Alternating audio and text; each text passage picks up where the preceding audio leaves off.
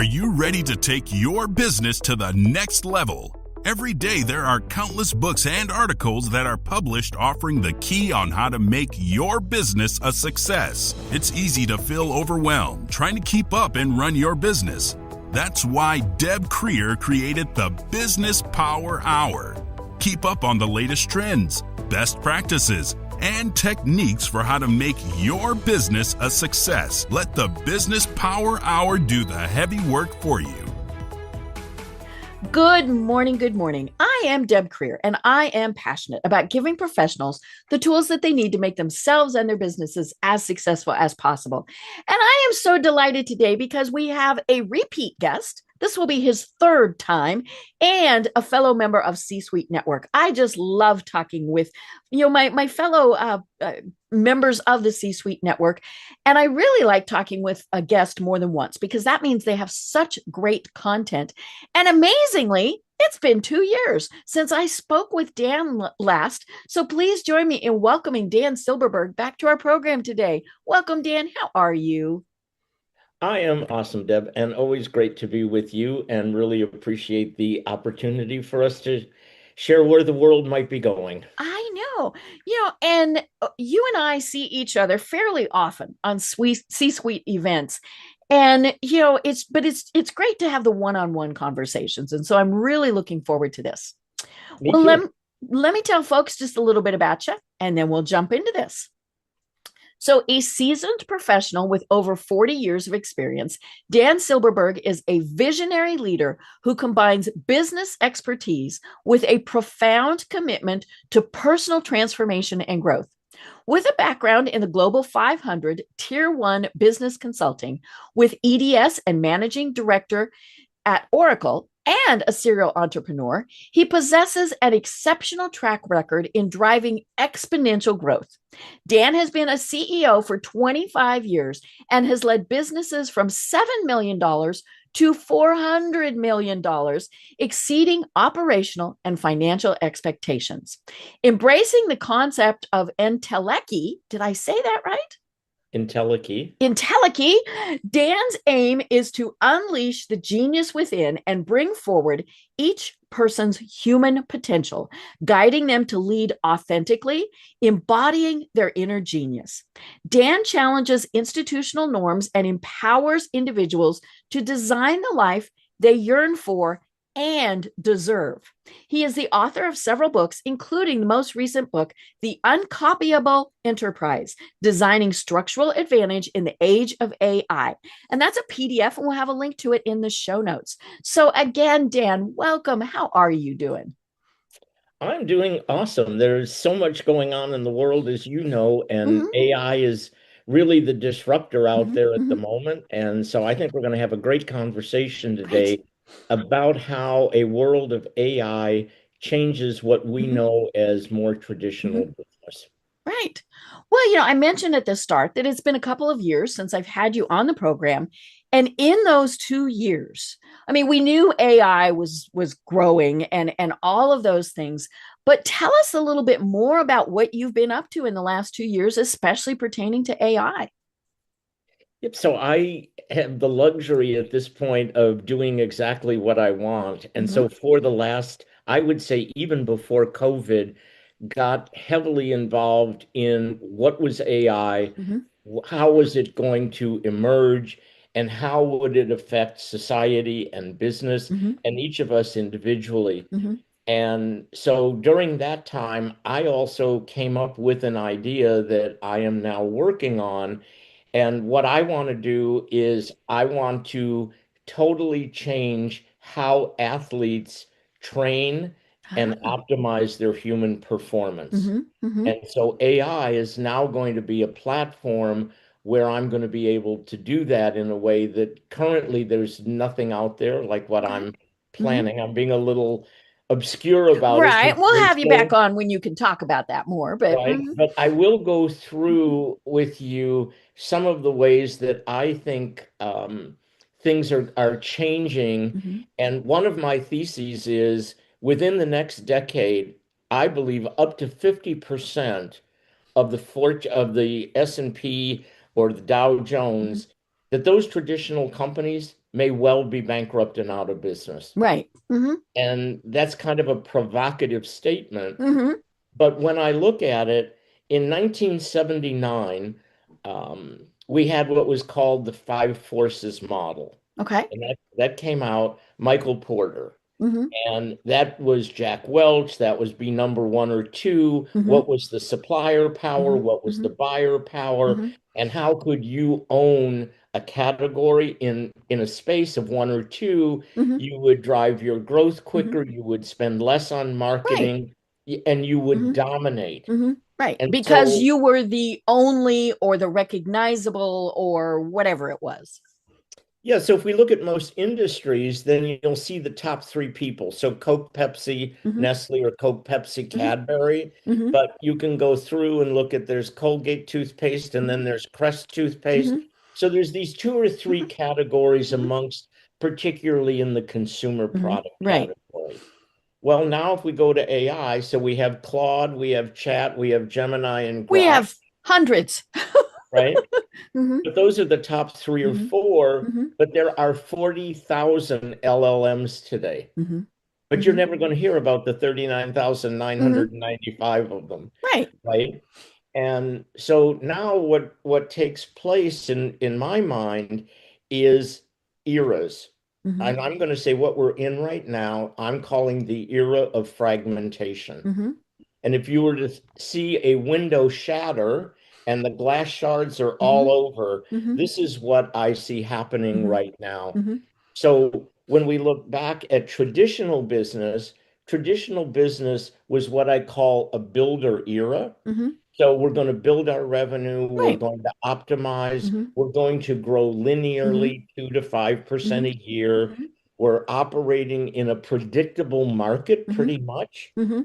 Well, guess what? That curtain is gone. Right. And now we have a new environment. Hmm. We have an environment of uncertainty, of Hmm. ambiguity, of disruption, Hmm. of everything that we're Hmm. planning may last 10 minutes, may last Hmm. 10 days, may last a year. Hmm. We're not Right. really sure. So, playing by those same rules of Hmm. a hierarchy Hmm. in a market of Hmm. AI, speed to market, Hmm. that's not working. Right. So most CEOs, according to the research, McKinsey and the big consulting Hmm. firms, 65% of CEOs are saying within the next 18 to 24 months, if they don't change their business models, they know that they're going to be seriously Hmm. behind the curve. Hmm. So I have what I call the goldfish question. Okay. So if you can imagine there's this beautiful tank, Hmm. but it's got all murky, dirty water in it, Oh. and you have one goldfish in it. Hmm. So what you decide is you're going to take the goldfish out of the murky Hmm. water and you're going to clean it. Okay. But then you're going to put it back in the murky water. Oh, What that happens to, doesn't make sense. what happens to the goldfish? Is it clean now? No. No. Hmm. So here's the metaphor. The metaphor is that if you are a traditional hierarchy, Hmm. top-down command and control, Hmm. do as you're told, Hmm. in some cases fear-based, Hmm. don't take a risk, don't Hmm. make a mistake, Hmm.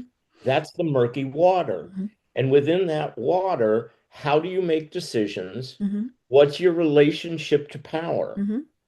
Those two questions, the system Hmm. is what makes the water murky. Hmm. And now, in an age of AI, you're going to take the goldfish and ask your people to change, Ah. but you're Hmm. going to keep them in the murky water of the Right. system. Hmm. I can assure you this will not work. Hmm. So now we're going to move from an era of Hmm. fragmentation. How do we become an Hmm. era of unification? Hmm. So here's the analogy. Blockbuster was what I call the builder. Hmm. Netflix, they're the breaker, Right, because they broke Blockbuster and everything else that was anywhere close to it. right? So we had Walmart, brick and mortar, Hmm. and then we had Amazon, Hmm. builder, breaker. Hmm. So what is synonymous with, and I can go through, loads Right. of these. Oh yeah. Hmm. Like take a look at Spotify Hmm. before. these are systems of architecture Hmm. that traditional business cannot band-aid. Right. They literally would have to blow up their system, Hmm. pardon me, and Hmm. re-architect. Hmm. So when we look at that, it's just not a possibility. Hmm. That's why I think you could have a lot of these people Hmm. going out of business. Right. Right. Yeah. And part of the reason they don't want to blow it up is they're going to say, well, this is what has always worked. And if they know that they need to make major changes, the next thing they're probably thinking is that costs way too much money. Not only will it be that, but they would have to risk. Now, let's understand that a lot of these larger Hmm. enterprises, who do they report to? Most Ah. CEOs would say, "Oh, I report to the board," and I would Hmm. say, "No, you report to Wall Street." Hmm. And Right. Wall Street Hmm. is not going to reward Hmm. you to blow up your company. Right. Because, they're thinking, wait a minute, you're losing our money. Right? It's all about shareholder Hmm. value, and Hmm. shareholder value is about risk Hmm. mitigation. It's not about. Hmm. And so when we look at this for an organization, when you have a builder in a breaker era, Hmm. or you have a breaker in a builder Hmm. era, Hmm. that alignment is so skewed Hmm. that it's a problem. Hmm. If you were to look at AT&T back in the day, Hmm. now we could go back to, um, when they used to put the plugs in the Hmm. switchboard. Right. Yeah. One ringy dingy. Hmm. We could do that, or we could then go back to the dial phone, and then we could Right. go back to the touch tone Hmm. phone. Hmm. If there was ever a possibility for what I call a traditional company Hmm. to move to the next thing, it would Hmm. have been AT&T. Hmm. Hmm. But mobile is a totally different Right. architecture. Yeah. Yep. This is the problem for a Hmm. traditional Hmm. business of Hmm. size, of Hmm. multi-country, Hmm. Hmm. multi-product and Hmm. brands. Some of these bigger Hmm. consumer companies have over a Hmm. hundred brands. Hmm. You can't redo that overnight. No. And by the time you get one redone, you've got big issues with a whole bunch of other ones because it takes so much time. It just, it's the snowball, right? It starts at the top of the hill, and as it's going down that hill, it's getting bigger and bigger. Right. So this is why I believe that we are in one of the most exciting times. If we Hmm. look at moving from the era of agriculture to the Industrial Hmm. Revolution, Right. then we went from the Industrial Hmm. Revolution to the age of information and Hmm. technology. Hmm. And those were certainly changes, Hmm. but nothing like what AI is going to end up Right. doing. Hmm. And so I don't want to be too negative, but we're already starting to see Hmm. what the future looks like. Hmm. Right. You, UPS laid off 48,000 workers. Hmm. I don't even know how to hire 48,000 I people. know. I mean, can you imagine being that big that you lay off that many and you're still functioning very well? Exactly. So now, if we take a look at AI and what Hmm. does it do, it is both a real positive Hmm. to move forward, Hmm. but it also is going to have a negative Hmm. consequence. Right. So you're now 46 years old. Hmm. You've got 150 to $200,000 salary. Hmm. You have a home, two kids, one in college. Hmm. And now you just got laid off. Right. Where are you going? Hmm. Because Mark Benioff at Salesforce said, I don't think I'm ever going to hire another engineer. I think I Hmm. can do it all Hmm. with AI. Hmm. And so I think as a society, we need to start talking and thinking about this Hmm. dislocation that could happen. Hmm. Right. What are we going to do with those people? Yeah, we can't have everybody Hmm. sitting. This idea of, oh, now you're going to have time to do all the things that you never had time to do Right. before. Hmm. Well, you might have the time, but where are you getting the income? Right. Yeah. Because for most people, and I think, we certainly saw this during the shutdown with the government, they don't have that much money saved. And, even those who are making large sums, they're probably spending large sums. They've got the big house, they've got the kid in college, they've got the fancy cars. And, for them to, I mean, what they'd have to do is basically move into a tiny house and drive a used car. And, They may eventually be forced to do that, but it's going to take force for them to have to do that. Yeah. And so I think, as I say, we're in this what I call breaker period. And this Mm-hmm. is why I think so many startups are going to be just tremendous. Mm-hmm. I think if you're used to being in a corporation, Mm-hmm. and I was for a lot of Mm-hmm. years, Mm-hmm. there is a scaffolding that comes with that enterprise Mm-hmm. that you really don't see. Right. So you're working in the corporation, you're knocking it Mm-hmm. out of the park, and you think, I'm doing a really great job. Yeah, I'm safe. Well, worse than that is I don't understand that all the money that I needed to operate was Mm-hmm. there. I Mm-hmm. don't necessarily am conscious of Mm-hmm. how much I'm a must-buy Mm-hmm. brand and that the brand has been developed over Mm-hmm. 25 years. I'm not as conscious of I've got my design department, my Mm-hmm. production department, my innovation. Mm-hmm. And now Dan is on his own. Mm-hmm. That's a whole different game. Mm-hmm.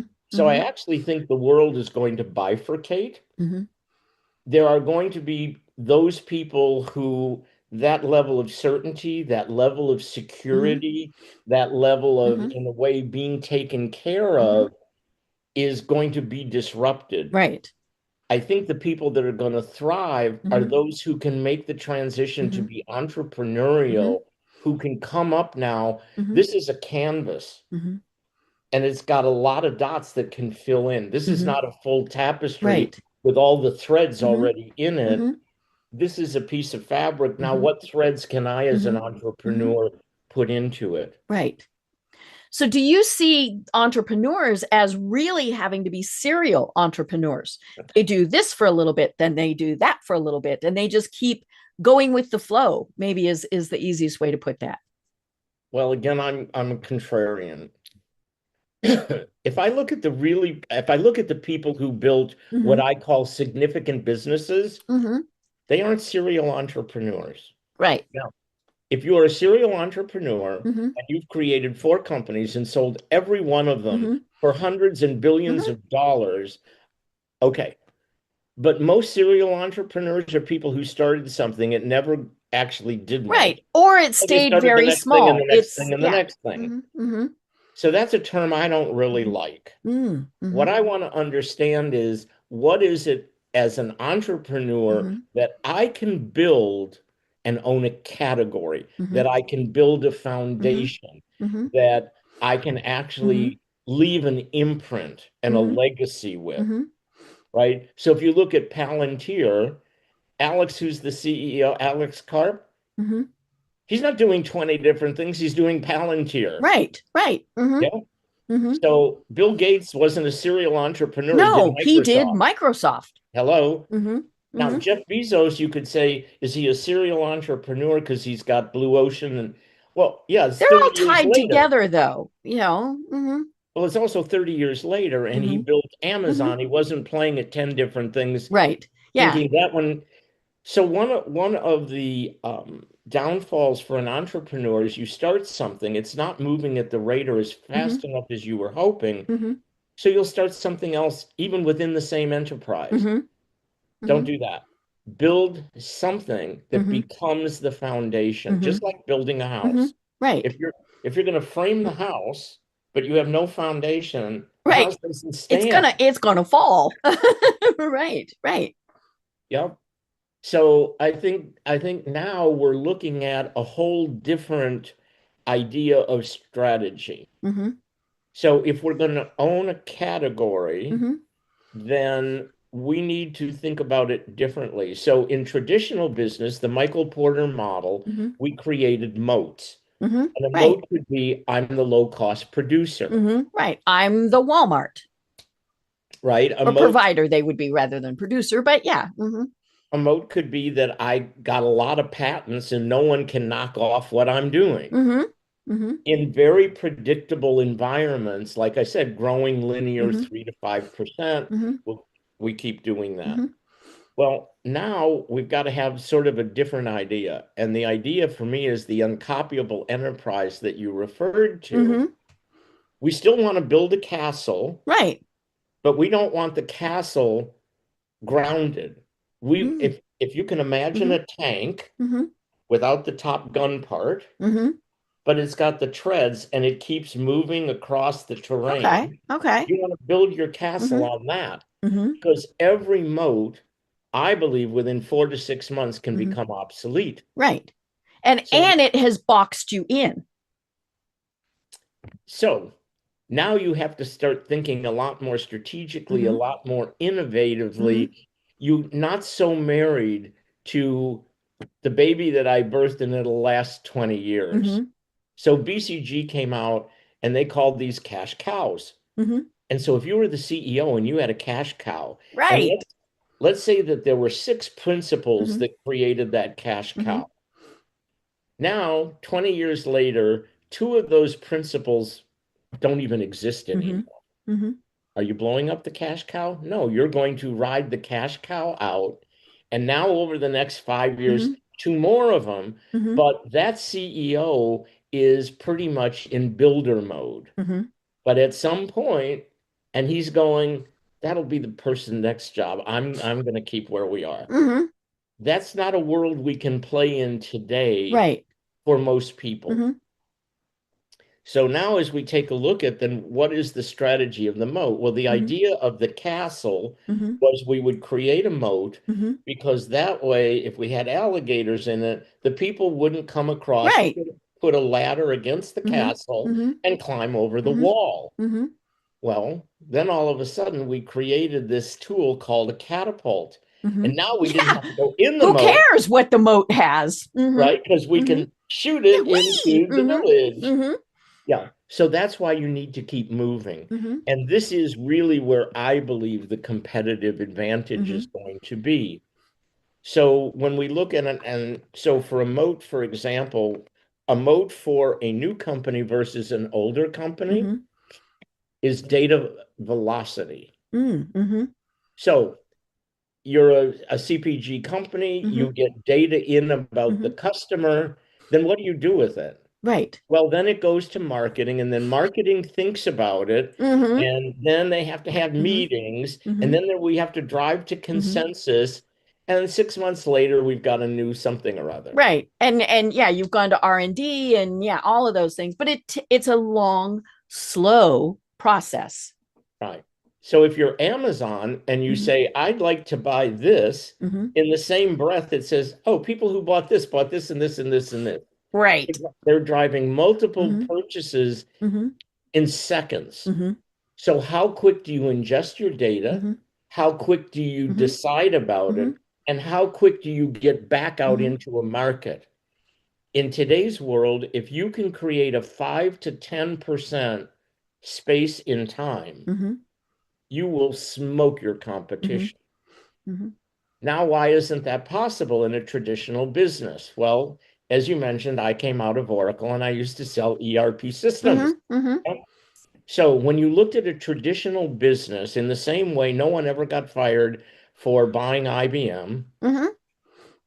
Corporations were built on what they called best of breed technology. Mm-hmm. Right. So you would have an Oracle or SAP Mm-hmm. ERP. Mm-hmm. You would have a Workday for your HR. Mm-hmm. You would have a Salesforce for your CRM. Mm-hmm. And you would have all these disparate Mm-hmm. technology. Right.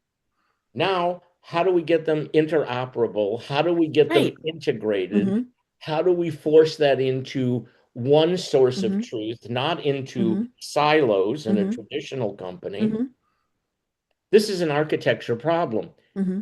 Today, many companies can have up to 80 SaaS applications. Wow. Mm-hmm. How are you integrating all of that? Well, So you this is don't. You can't. right. And therefore, you are slow. Mm-hmm. This is not a world where the turtle Mm-hmm. wins. Mm-hmm. So now, when we start to look at that, if you were to architect what's called AI native first, Mm-hmm. you're going to have a very different Mm-hmm. architecture. Right. So that's what I'm working on for Mm-hmm. my own startup Mm-hmm. is to be an AI first. Mm-hmm. If you look at a traditional enterprise, everybody's talking about AI for productivity. Mm-hmm. When they came out with that, I just went, that's absolutely wrong. Mm-hmm. You'll get some Mm-hmm. productivity, but AI is about system and Mm-hmm. process. It's Mm-hmm. not about individual application. Mm-hmm. So MIT does a study and says 90+% of AI is showing no ROI. Why is Right. that? Mm-hmm. Well, if you've got a process and it's not very effective, and you do AI now for that process, you just do dumb faster. Right. I was just gonna say you're doing it wrong more quickly. Mm-hmm. Exactly. Mm-hmm. Right. That's like when I was in the apparel business and I was Mm-hmm. buying Lycra Mm-hmm. and I went to DuPont and I was asking him about how do you Mm-hmm. price it and everything else. And he said, Mm-hmm. well, we're losing X pennies per yard. Mm-hmm. And in my mind, I went, oh, so the more you can sell millions of yards at a loss, the better you're going to be, Mm-hmm. right? Right. And he and he went, no, it's basically we're doing that Mm-hmm. because we know over time Mm-hmm. it will become more adopted. Mm-hmm. We'll get better efficiency on our machines, and ultimately that Mm-hmm. proved that's an old world way of thinking Right. today. That's wishful thinking. So, we don't want to be doing that. Mm-hmm. So moats is something. Mm-hmm. Data leakage is something that Mm-hmm. most people probably haven't heard of. Mm-hmm. Compounding. These are not typical strategic terms. Right. And so now how we start to think about constructing an enterprise from scratch, Mm-hmm. um, a lot of people today have a wearable, right? Mm-hmm. They have an Apple Watch, Right. they have Yeah. I've Bluetooth, they have I've got phone one there. right here on my arm. Mm-hmm. Yeah, great. So now what happens is, oh, I see what my data is. Mm-hmm. Okay, are you intelligent? What does it tell you other than you now know that your VO2 is 67, I your know. Yeah. HRV is Yeah. 130? Is that And you good? know, Is that bad? Is that you just right. oh. Mm-hmm. Yeah. Mm-hmm. So there's a data there, but Mm-hmm. the leakage is there's no intelligence. Right. You don't know what the data means. So now, as we start to look at these different Mm-hmm. ideas, the whole idea of creating strategic intent Mm-hmm. in an AI world Mm-hmm. is very, very different. Mm-hmm. So in the late 90s, I was CEO of a turnaround at Mm-hmm. Crabtree and Evelyn. That was a Mm-hmm. global retailer of Mm-hmm. toiletries and comestibles and that Mm-hmm. sort of thing. And that was what I would call a Mm-hmm. traditional business. So I Mm-hmm. was able to go in, I was able to reduce my cost of goods. Mm-hmm. I got better supply chain costs. I optimized, Mm-hmm. and I was able to grow relatively quickly. Mm-hmm. So like 75 to Mm-hmm. 125, and that happened in about 18 months. Hmm. So that's a pretty nice Mm-hmm. chunk. Mm-hmm. But I didn't have any of the tools that are now available. Mm-hmm. So I didn't have any of the people would come in. We had stores in 125 countries. Mm-hmm. I had no idea all I knew is this soap sold this many Right. today. Mm-hmm. That was it. And I had no Mm-hmm. insight into anything Mm-hmm. else. So today, this insight matters. When you look at a traditional Mm-hmm. corporation, again, this is not everybody. I don't want everybody to think Mm-hmm. I'm saying, Right. I never say all of you, Right. but a Mm-hmm. large majority of you, Mm-hmm. you have these marketing Mm-hmm. departments, right? Why is it that you have this multi-million-dollar marketing department and then you hire an agency? Why do you do that? Because you're not sure somebody's dropping the ball, right? Well, here's the thing. When you're in a marketing department in a company, Mm-hmm. you are not hired to be a breaker. You Right. are not hired to take huge Mm-hmm. risks. You are Mm-hmm. not hired, And you don't want to. right? Mm-hmm. There's no Mm-hmm. incentive. Nobody Mm-hmm. got promoted and $100,000 Mm-hmm. a year more for being a breaker in the Mm-hmm. marketing Mm-hmm. department. So they basically are what I call the builder guys. They Mm-hmm. are the ones who sustain Mm-hmm. and keep the things Right. flowing. Mm-hmm. The agency that's Mm-hmm. external, they're allowed to do everything. Right. Because they get different data, they ask different questions, and they've just got so it basically does come back to the different data. They see, what is it, the forest for the trees, right? They see outside that. Also, they're fireable. Yes. Mm-hmm. Oh, we didn't like what you did. We'll go to Yeah. this one instead, and Mm-hmm. this one and this one. Mm-hmm. So when you're a steward, Mm-hmm. In a company, you're a builder. Mm-hmm. When you're a breaker, so I did a lot of turnarounds. Mm-hmm. So I worked in one company that Mm-hmm. had a $400 million division. Mm-hmm. It, over 5 years, had five different leaders and shrunk from 400 million to 250. Oh, That's a pretty big down. That's, right. that's That's 30 million erosion a year. mm-hmm. Mm-hmm. So when I was brought in, the chairman of the board told me, my entire net worth is in the stock of this company. I'm the founder. Oh dear. I don't care what you do, Mm-hmm. get this turned around. Fix it. Yeah. Mm-hmm. Mm-hmm. Well, I believed him. Silly Mm-hmm. me. Mm-hmm. So I went in, and 18 months later, we Mm-hmm. were back from 250 to 390. Mm-hmm. And for that, I got fired because I was, quote, too disruptive. Yes. Mm-hmm. Okay. So in a traditional Mm-hmm. builder company, when you become a breaker in a builder Mm-hmm. game, Mm-hmm. I was tolerated Mm-hmm. because of the result. Mm-hmm. But once there was stability, we didn't Right. want to tolerate that Right. anymore, Right. Because they thought you might do it again. You were the troublemaker. so to speak. Mm-hmm. Mm-hmm. So now flip it. Mm-hmm. So now in a breaker world, you want Mm-hmm. to be a builder. Mm-hmm. So these things are Mm-hmm. out of alignment. Mm-hmm. However, Right. here's the paradox. If you're a builder, you need to be thinking into the future Mm-hmm. about becoming, where am I going to Right. be Mm-hmm. breaking? Mm-hmm.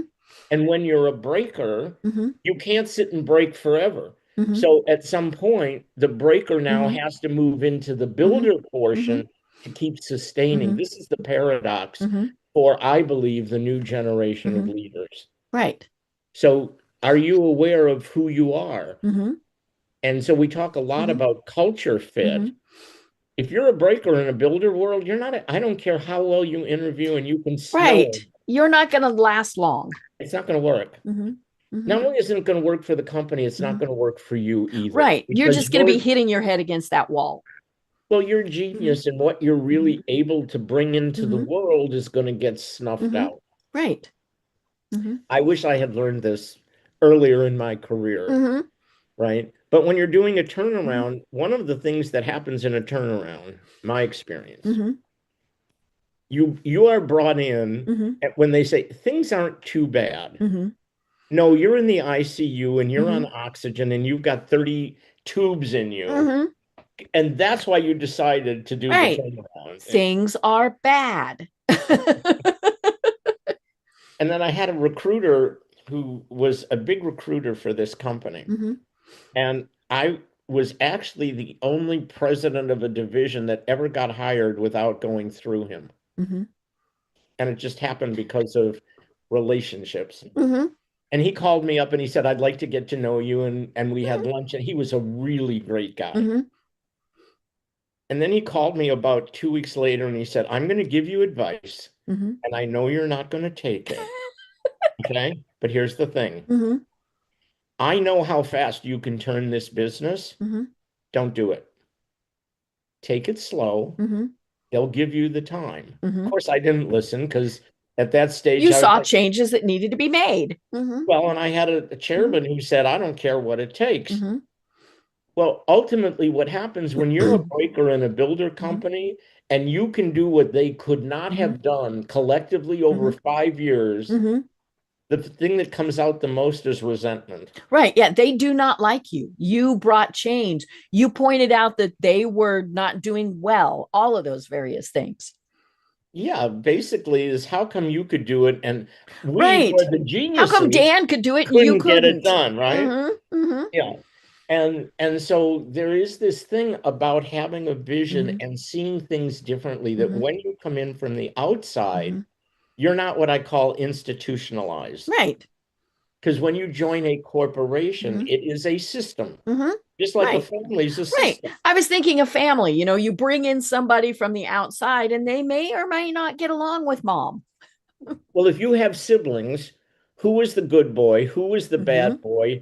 Who is the smart girl? Right. Who is the dumb Mm-hmm. kid? Who is the, Mm-hmm. there are roles to Mm-hmm. be played in Mm-hmm. that family Mm-hmm. system. Right. to the extent that you can't be the good boy, the Mm-hmm. great athlete, the Mm-hmm. smartest kid at some point Mm-hmm. in that. Mm-hmm. The level to which you are in Mm-hmm. one role is the height to which your family is Mm-hmm. dysfunctional. Mm-hmm. Well, it's the same thing in a corporation. Mm-hmm. If I don't say anything about your department, then you won't say anything about mine, Mm-hmm. and then we'll all live happily ever after, Yes, you can't cost me my job. right? So Mm-hmm. we want to have more of this is why Ray Dalio and Bridgewater Mm-hmm. was so amazing to me because everything was said to your face. Mm-hmm. And you may not like that, Mm-hmm. but at least you're getting honest feedback Mm-hmm. to your face, no Mm-hmm. gossip, none of the Mm-hmm. backstabbing Mm-hmm. and all of that. So with my training, I Mm-hmm. like that a lot. Right, right. You know, and you mentioned the term when you were talking about the various entities inside a company, silos, right? But then of course you have the big silo, the entire company surrounded by the moat, right? And I think that's, you know, that is one of the things that we see so many times where it's the this is the way we've always done it and we're not going to see what anybody else is doing. You know, Blockbuster, great example. Kodak, great example. You know, we've done it this way for 50 years, 100 years, you know, whatever it is. And they're so institutionalized that they refuse to think anybody else is going to do it better, faster, stronger, whatever. Yeah, what's amazing with Kodak is they created the digital camera and never used it, Right. right? It got taken Mm-hmm. out from underneath them. Mm-hmm. Not everybody always has the next generation Mm-hmm. of things, but Mm-hmm. and then I think too, Deb, that now branding is changing. Mm-hmm. Right. So when we think of a brand, Mm-hmm. Tide is whiter shirts. Right. Volvo is safety. Mm-hmm. Nike is performance. Mm-hmm. Coke is thirst quenching. Mm-hmm. We get that soundbite, and that tells us what the brand Mm-hmm. is. Right. Yeah, but that's not our identity. Mm-hmm. In a world of AI now, Mm-hmm. the key to branding, it has to meet your identity. Mm-hmm. There's no mass market Mm-hmm. anymore. Mm-hmm. So in an identity brand, the number one pillar underneath that now is trust. Mm-hmm. Right. In a different Mm-hmm. way, because there's Mm-hmm. so much out Mm-hmm. there, we have no idea Mm-hmm. what's fake anymore. We Mm-hmm. have no idea Right. what's false. Mm-hmm. We have no idea, Mm-hmm. was it AI created or human Mm-hmm. created? Mm-hmm. So you're now Mm-hmm. creating a brand of identity Mm-hmm. where trust is number one. Permission Mm-hmm. now. I need to ask permission. Can I use your Mm-hmm. data? Mm-hmm. I need to ask Mm-hmm. permission, fill in the blank. Mm-hmm. Number three is their belonging. So to Mm-hmm. what extent, like C-suite, I Mm-hmm. have a network. Mm-hmm. It's part of my Mm-hmm. identity. Mm-hmm. I am in the Mm-hmm. C-suite. Mm-hmm. It's a network. I Mm-hmm. have a group of allies, Mm-hmm. right? They ask, would I like to do this or could Mm-hmm. I contribute to that? They don't Mm-hmm. take me for granted. Mm-hmm. So now when we look at Lego, we look at Nike, Mm-hmm. we look at Red Bull, we Mm-hmm. look at Virgin. Mm-hmm. These are four brands, Mm-hmm. all based on identity. Mm-hmm. And then the iconic, of course, is Apple. Right. So when Apple came out, Mm-hmm. and to this day, it never sells the features. Right. It's You just iconic. buy Apple because you're buying Apple. Well, you buy Apple because it's your identity. Mm-hmm. I'm Right. a creator. Mm-hmm. I'm a visionary. Mm-hmm. I'm Mm-hmm. first to market in Mm-hmm. And technology, that's what Apple is. Mm-hmm. right? And Mm-hmm. that's how it became Mm-hmm. iconic. Mm-hmm. Whereas HP, Dell, Mm-hmm. um, Right. Lenovo, Mm-hmm. there's no identity to No, that. when That's you just need a new whatever it is, you just buy pretty much based on cost a lot of times, right? You've got two computers sitting there, which one costs less or has the more features or things like that. But you're not buying HP because you've always bought HP. yeah, for you, it's Mm-hmm. utilitarian. It's not identity. Mm-hmm. Apple is identity and it Mm-hmm. has a utility, Mm-hmm. Right. right? Right. So Apple, when they did that commercial about Einstein and all the geniuses, Mm-hmm. Mm-hmm. could you see yourself as one of those guys? And Right. that was all about identity. There was nothing Mm-hmm. about the phone, the iPad, the Mm-hmm. iPod, Mm-hmm. none of it. Mm-hmm. So I think this is also going to be difficult Mm-hmm. transition for a lot of Hmm. brands um, going forward. So these Right. are a lot of the Hmm. cues and codes Hmm. that I believe that the world of Hmm. AI is going to Hmm. change. Hmm. Right. And what you're saying is there's really not going to be brand loyalty just because it's brand loyalty. I mean, let's talk about Tide. How many people, women, bought Tide because their mom bought Tide and their mom's mom, all of those things. And so you were loyal to Tide. And now it's like, wait a minute, is it getting my clothes clean? Is it the least expensive? Is it, whatever it is that you're wanting? That's the thing. You're not buying Tide, you're buying what fills your need.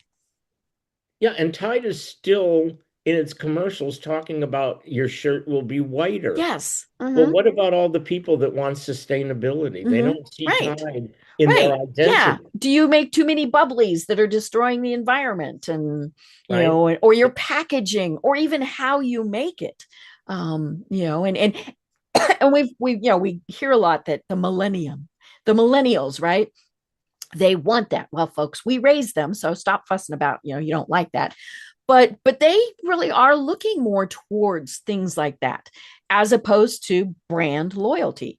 Apple would probably want to be one of those that, kind of bucks that trend. Kind of, once somebody is an iPhone user, they're going to be an iPhone user and they're going to pay $1,000 for the phone. But they also know it's high quality, it's going to do what they want, all of those things. If Apple were to really slack in quality, I think people would jump ship. Yeah, it's interesting to think about it, but like when you go into a Starbucks and you see all the computers Mm-hmm. and they have that apple on the Mm-hmm. top cover, so when it's open, everybody Right. has to see Yeah. Apple, Mm-hmm. Mm-hmm. right? Just little Mm-hmm. touches like Mm-hmm. that Mm-hmm. make a huge Mm-hmm. difference. And today now, just look at the grocery store, Mm-hmm. private label, which Mm-hmm. started years ago, I think back in the Oh, 80s. well, years ago we had generic, right? And those were the private labels of the stores. And I remember, and you might not have been shopping. I went shopping with my mom, and they actually had the generic aisles, and everything was black and white, and they had them decorated that way. Um, but yeah, those were the predecessor of the store brands.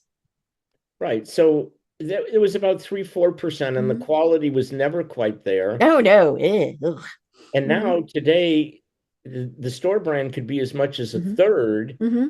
and it's made by the same people making the Right. brand. And in some Mm-hmm. cases, like at Costco, Mm-hmm. you're getting actually better quality Mm-hmm. in Kirkland Right. than you're getting Mm-hmm. in the Right. supposed Oh yeah. brand. I shop at Kroger. Their store brand is definitely comparable, if not better, than the higher price ones. So all of these things are taking place, and so I think having a sense of not being stuck Mm-hmm. and being open Mm-hmm. to momentum. Mm-hmm. We're in a, when we look at the stock market, the one thing we can say is it's about momentum, Mm-hmm. both positive Mm-hmm. and negative. Right. Mm-hmm. And I think the AI world is going to do that. Mm-hmm. I think lastly, when I look at what could a marketing department look like? Mm-hmm. Well, Deb, you could now be the CMO as a Mm-hmm. generalist. Mm-hmm. You were going to hire somebody as the head of your social media, but now Mm-hmm. it's an agent. Mm-hmm. And the agent was going to hire, and the person who you hired was going Mm-hmm. to hire people. But now that you have an agent for Mm-hmm. TikTok, you have an Mm-hmm. agent for Instagram, you Mm-hmm. have an agent for Mm-hmm. Facebook, you have an agent for Mm-hmm. YouTube, Right. and you have 5 agents reporting to an agent Right. reporting to you. Right. And just the cost saving alone of that. You don't have, those are positions where there may be $50,000, 75. You just saved $250,000 by not having those people. Well, it's not, yes, you will save Mm-hmm. money, but you also will have speed to market. Yes. Mm-hmm. You'll be getting your Mm-hmm. data, they will be Mm-hmm. learning faster. Mm-hmm. Mm-hmm. So when you look at the LLMs today, Mm-hmm. the LLMs are already at Mm-hmm. 130 to Mm-hmm. 150 IQ. Mm-hmm. The average American is under 100. Right. Okay. The LLMs today Mm-hmm. are as smart Mm-hmm. and good Mhm. as any Mhm. PhD in any Mhm. subject. Right. And we're in the first inning of the Mhm. game. Mhm. So when we start to look at this, and when we talk about AI, we're talking about agents, we're talking Mhm. about robots, we're Mhm. talking about self-driving cars. Mhm. So we're talking about a lot of Mhm. pieces of Mhm. the economy. Mhm. And I'm wondering, are we going to become irrelevant? Right. I Well, don't and plan to, but I think a yeah, lot of but people I think a might. lot of people, yeah, I was talking to somebody the other day and they said in their view, even right now, entry level positions are going to go away because you can have AI do most of it, maybe not all of it. I do think, there's still a person that is needed in there. But yeah, you've got a person that, as you said, manages all those agents.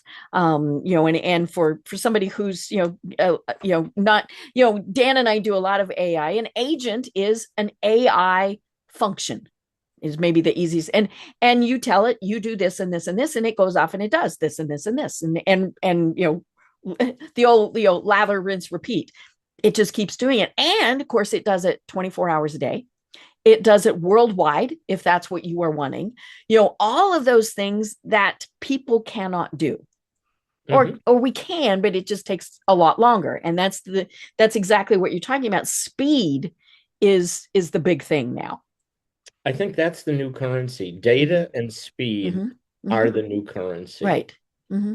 And so Amazon today has over 1 million robots in its Mm-hmm. warehouses. Mm-hmm. And guess what?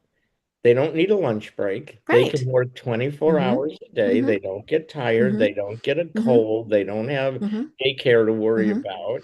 And yeah, Right. it's a whole different Mm-hmm. world. Right. It's interesting. I heard on the news this morning, and so we're recording this in mid-November. But and they were talking about, it was either Kroger or Walmart. And it might be Walmart. They are closing their distribution centers that are 100% robot because it hasn't been as efficient as they thought it would be. There's a bunch of errors. Well, that's not the robot's fault. They were not programmed right, and the funny thing was they said fixing everything actually was costing them more. So, if you've got the order, you have to, fix it before it goes out, or you have to deal with returns or whatever it is. That was costing them more. They're not saying, hey, we're going to close these forever. It's just, oops, we got to back up a little bit. And that could be a matter of they did it too quickly.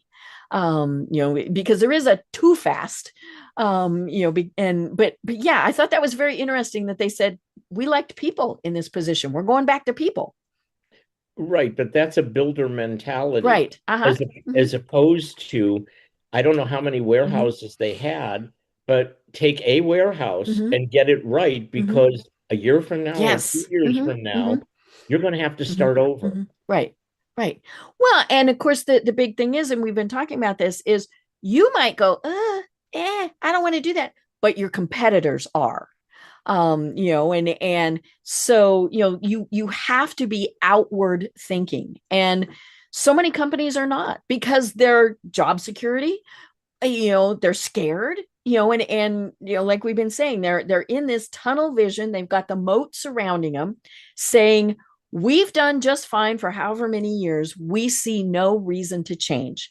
Well, the moat's going to get drained and the castle's going to get plowed over. And I mean, that's the thing is, you have to keep up. All the businesses that said Amazon is not going to take our business, are they here? Probably not.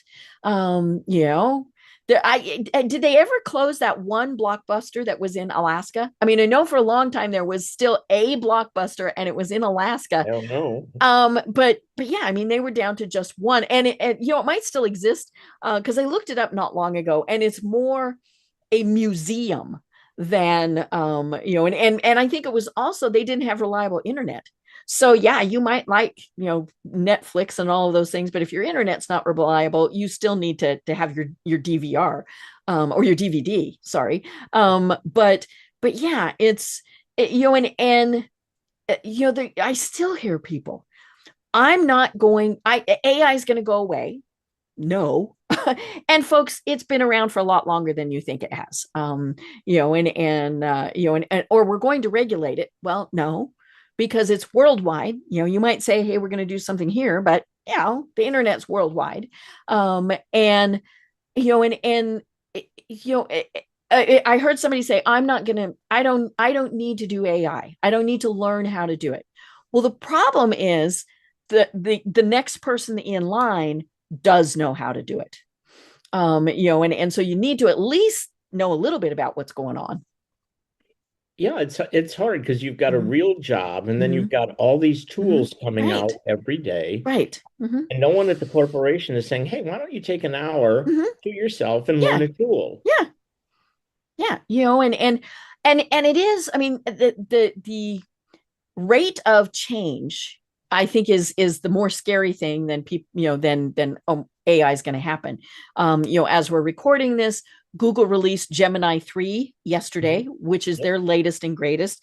And it was funny. I was talking about it in a mastermind group, and they've been kind of doing the wait.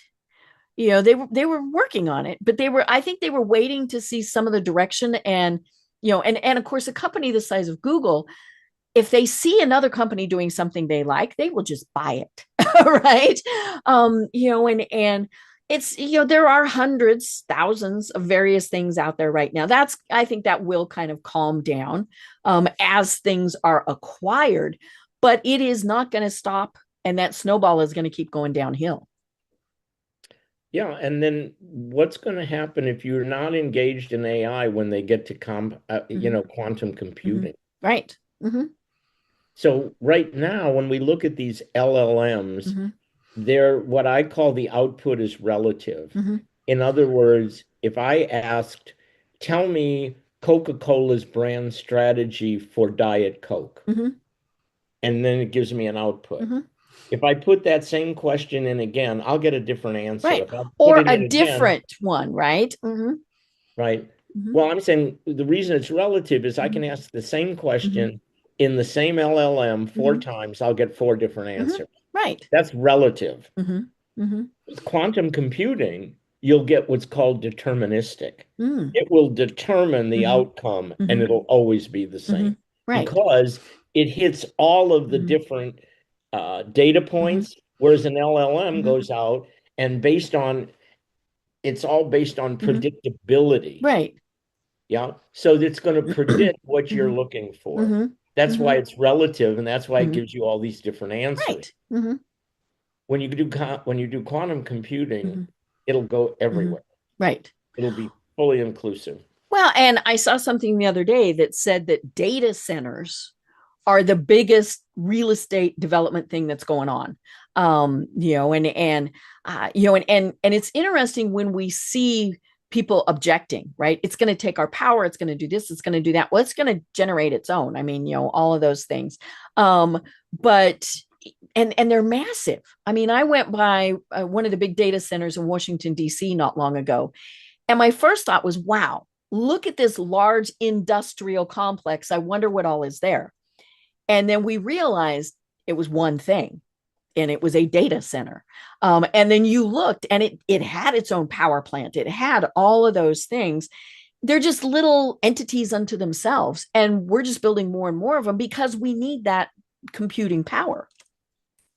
Well, and that's how the grid is actually going to change. We could Mm-hmm. never figure out how are we going to ever do the grid Mm-hmm. to grow, Mm-hmm. but all of these data centers are going Mm-hmm. to have their own power, and then we're Mm-hmm. going to go to the nuclear Mm-hmm. sites, these Mm-hmm. modular Mm-hmm. nuclear sites, Mm-hmm. and then and so the idea of the wind farm is Mm-hmm. kind of anachronistic already. Mm-hmm. Mm-hmm. Right. Um, Mm-hmm. so I think that we are living in what I think, in a way, is the most interesting era Mm-hmm. possible. Right. Mm-hmm. And I think also we're in a breaker point in the world. Mm-hmm. When we look at the geopolitical arena, Mm-hmm. without getting Mm-hmm. one side or the Mm-hmm. other, Right. we're in a breakdown mode. We're Mm-hmm. not in a build Mm-hmm. mode. Right. And ultimately, we will rebuild Mm-hmm. something that I think is going to be far better Mm-hmm. than what we're Mm-hmm. breaking. Right. And I think one of the big things that really scares people is we're going to have more of the haves and the have-nots, whether it's people, countries, whatever it is. I think third world and first world, there's going to be a bigger divide. And part of that is, third world countries don't have that infrastructure. They can't build those type of things. They don't have people to do what is needed there. And that's scary. But, many people would say that's just evolution. That's the way things are supposed to happen. Well, I think what's going to be interesting is a little bit different take is Africa is going to become a place that will have the infrastructure, Mhm. meaning the data Mhm. centers. Mhm. It's going to be called decolonization. Right. Mhm. The problem is they're not going to have the companies growing the LLMs and Mhm. all of the Mhm. different things. Mhm. So they'll have the infrastructure piece, but they won't have the Mhm. entrepreneur piece of Mhm. it. Right. And so, yeah, there's going to be a big Mhm. variability there. Mhm. Right. Yeah, it's going to be so interesting just to see. And like we said, it's gone very quickly. So what's it going to look like in 5 years, in 10 years? The Industrial Revolution took, it took a while for things to catch on. But yeah, things are moving much more rapidly. I mean, just think what you did with, say, Chat GPT 3 years ago, as opposed to what you can do with it now. Mine has given itself a name. It flirts with me, and all sorts of things. And pretty soon it's going to anticipate what I want it to do. Okay, then I'll go have a cup of coffee while it's off doing that. But yeah, it's very interesting. But Dan, oh my gosh, we're at the top of the hour. Well, we obviously cannot wait 2 years to have you on again, because who the heck knows what will have happened in 2 years. So we will definitely stay in touch. But for people who want to know more about you and what you do, tell us a little bit more about that. Yeah, well, you can find me certainly on LinkedIn, and Mm-hmm. it's Dan Silberberg, Yep. and you can see the name Mm-hmm. there.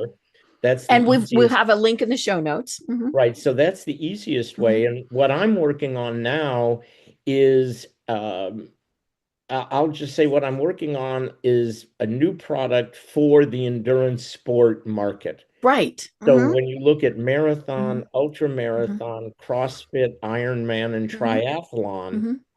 there is a lot of data out there, but the optimization for the athlete is not out Mm-hmm. there. Mm-hmm. And so we're working to put together the next great Mm-hmm. thing for that walled garden. And that's Mm-hmm. another thing strategically is can you create a white space, create a walled garden, build the moats Mm-hmm. around it, and then you have something. So Mm-hmm. easier to market to, Mm-hmm. easier to grow, pick a big Mm-hmm. market, make sure that it's growing Mm-hmm. rapidly. Mm-hmm.